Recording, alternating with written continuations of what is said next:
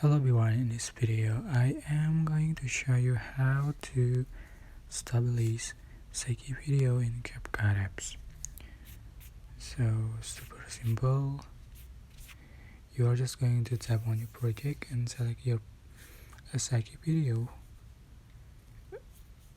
that you want to edit. So I'm going to open my project. So you can see, just say this Shaky video. How to stabilize? You are just going to click on the clips and scroll to the right until you find the stabilize option. Just click on it so you can select the option. I think have to select most stable and then click check mark, and you can see for the final result.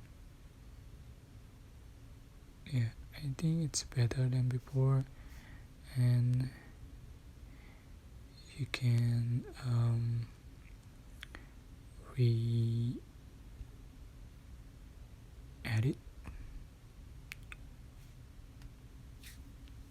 Yeah, so basically I hope this tutorial was helpful for you. Don't forget to like, comment, share, and also subscribe. Thank you so much for watching.